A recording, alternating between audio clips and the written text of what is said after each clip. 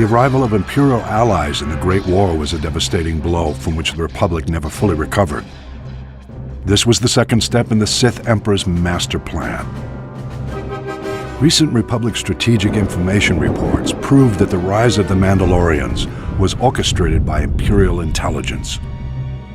We know extremely little about this shadowy organization, but Imperial intelligence operatives are clearly just as deadly as their Sith superiors.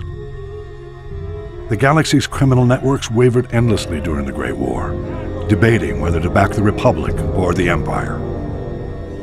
Although the Hutt cartels resented the Sith Emperor for not including them in his pre-war conspiracy, Imperial intelligence somehow blocked the Republic's efforts to win the Hutt's support.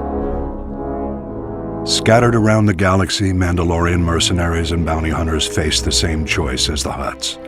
Some signed on with the Empire, but most remained independent. Imperial diplomats made repeated attempts to recruit the galaxy's most infamous bounty hunters, but were turned down every time.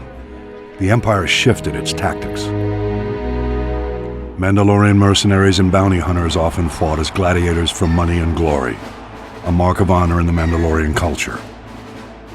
Imperial agents used this to their advantage, infiltrating the most prominent gladiatorial arenas in the galaxy as managers and sponsors, and even in some cases as gladiators themselves. The Imperial agents singled out a proud young gladiator to be their pawn. This young gladiator had always fared well in the arena, but with his new Imperial allies, his rise was accelerated to unprecedented levels. Rigging arena fights is not unheard of, but Imperial agents brazenly sabotaged the entire system by drugging their champion's competition. None could stand against him.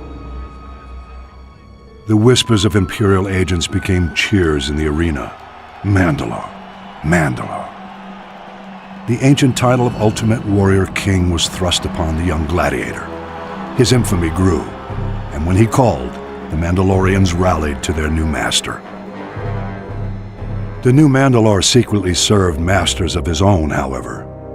Imperial agents pulled their puppet strings, and the Mandalorian army blockaded the Hydian Way and challenged the Jedi.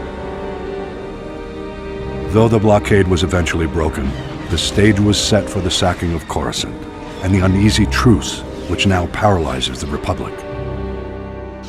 The Mandalorian-Sith alliance remains intact to this day. That could change if the original ruse was brought to light, but the Imperial intelligence covers its tracks too well. Mandalore was slain recently, and his killer, the new Mandalore, has taken his place. Whether or not he's another Imperial puppet remains to be seen, but we must watch him closely. Imperial agent success in bringing the Mandalorians into the war was the counterplay to the Republic's first string of victories, the subject of my next report.